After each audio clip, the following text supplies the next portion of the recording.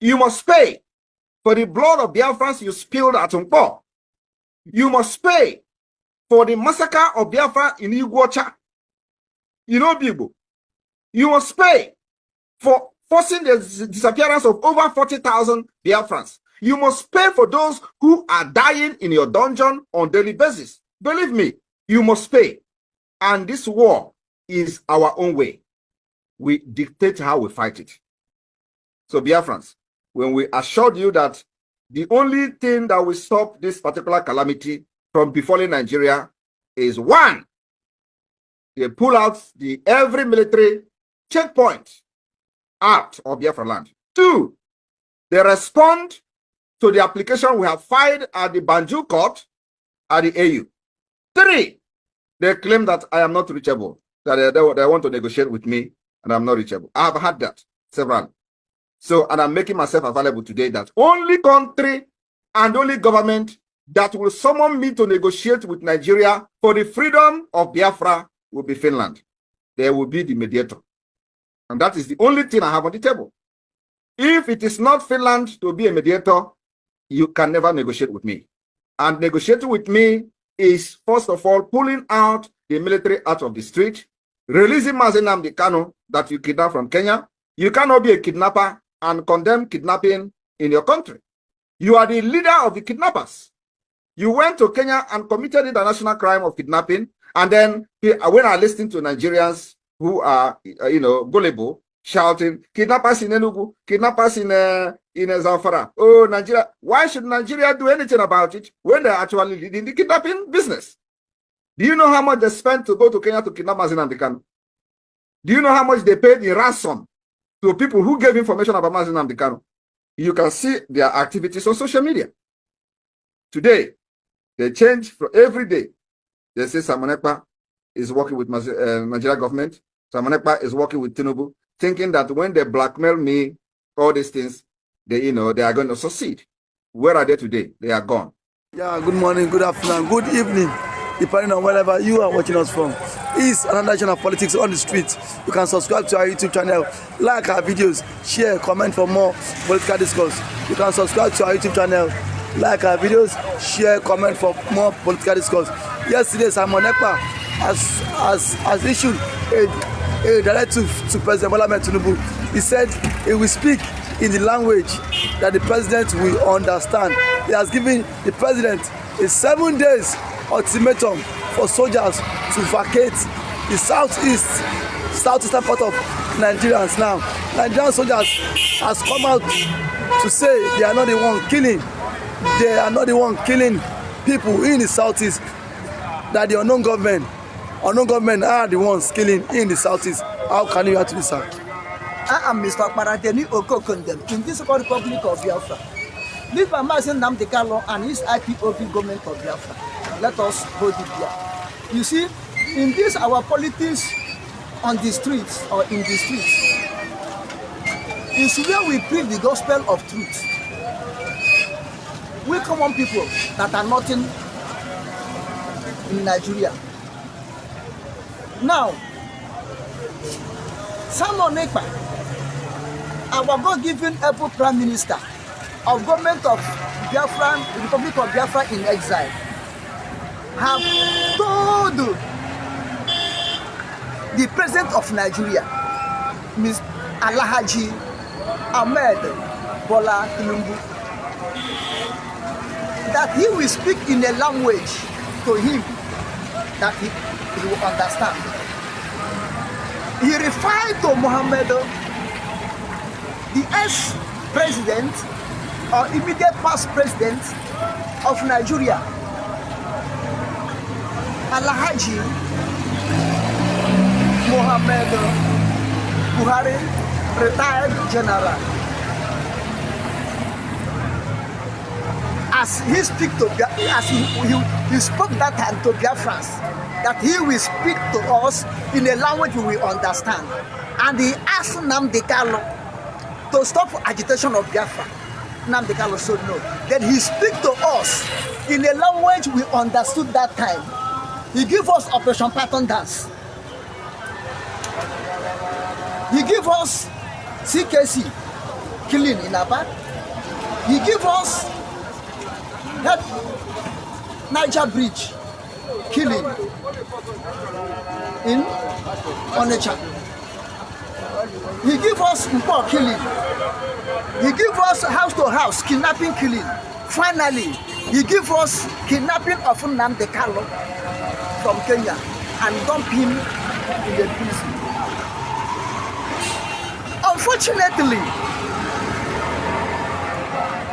when this current president, Mr. President of Nigeria, Ahmed Bola Tinubu, took in his campaign, he said he will stop where Buhari, he will start where Buhari stopped.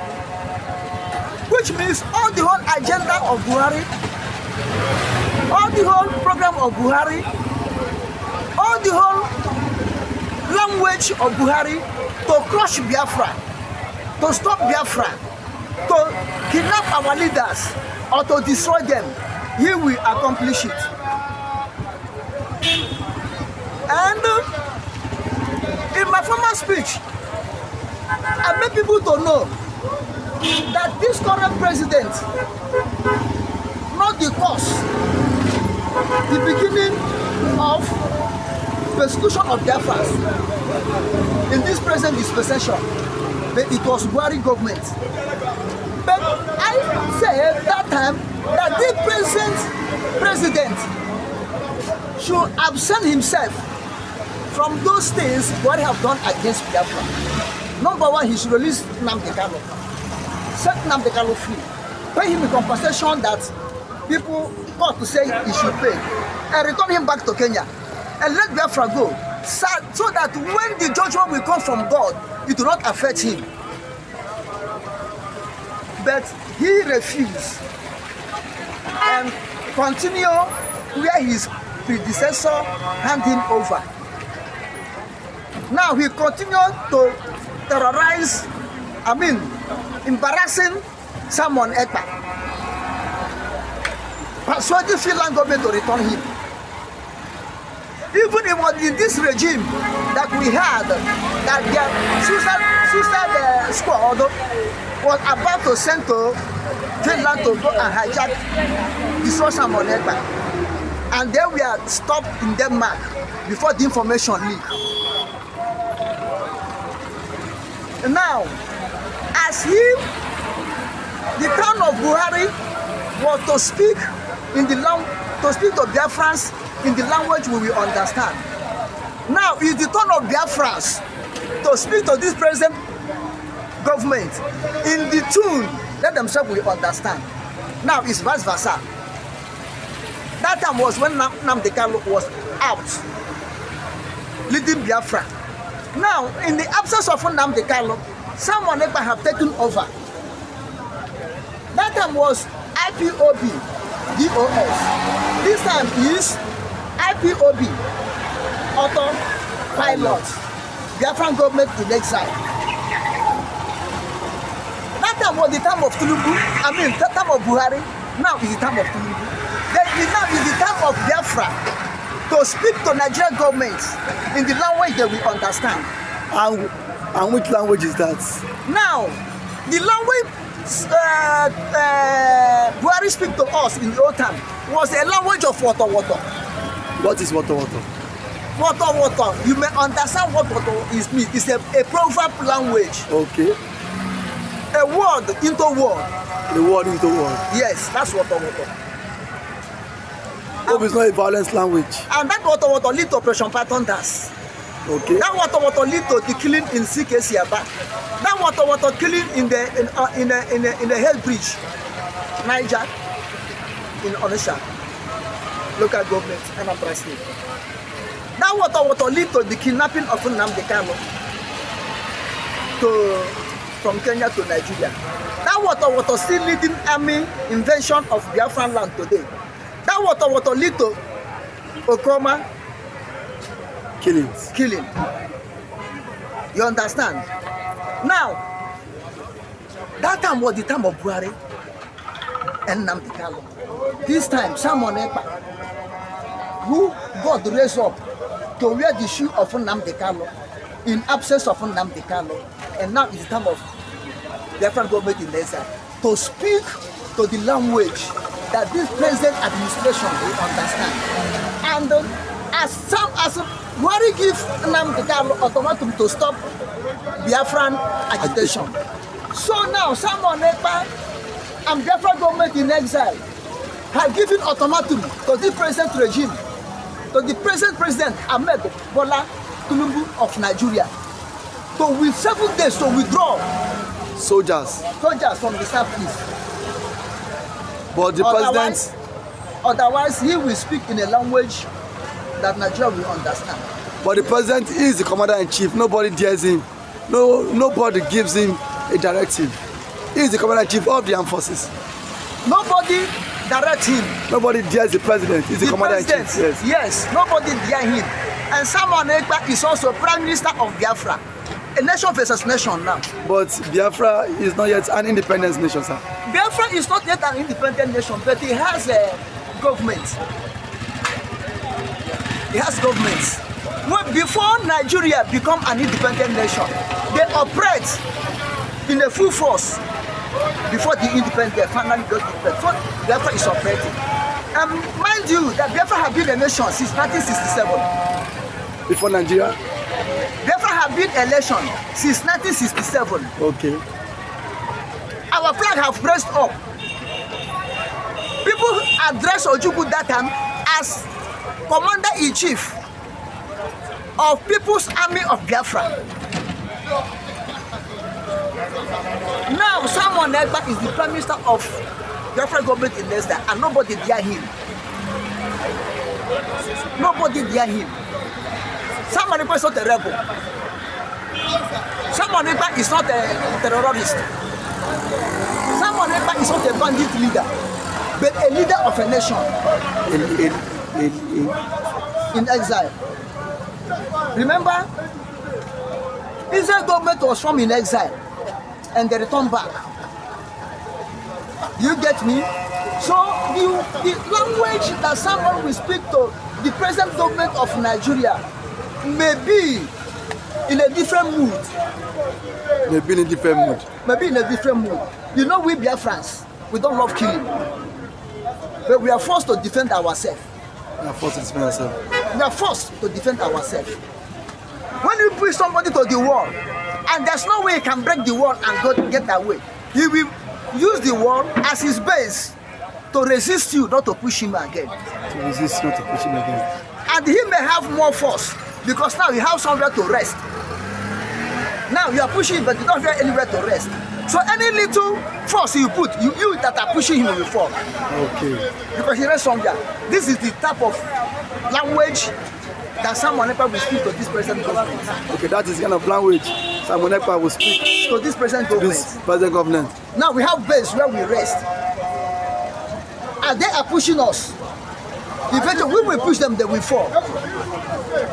And that's how it's going to be. And but it may, this pushing that we are going to push them, the language we speak, they will understand, maybe in a different form, in a way that even the tiny word, it will surprise them. Even by the grace of God. Even you've listened to our guests on the analysis. You can subscribe to our YouTube channel, like our videos, share, comment for more political discourse. God bless you, my beloved. This is Evangelist Benjamin Ezesinachi, the only Biafran evangelist that have nothing to speak rather than the truth. Hear me and hear me clearly. The young man called Simon Akpan, yes, Nigerian military, he said if they want to arrest him, they should come to Finland and arrest him. Yes, because he knows that to me, I believe they're just ranting, throwing a threatening word. That is why he responded to them like that. It's a challenge.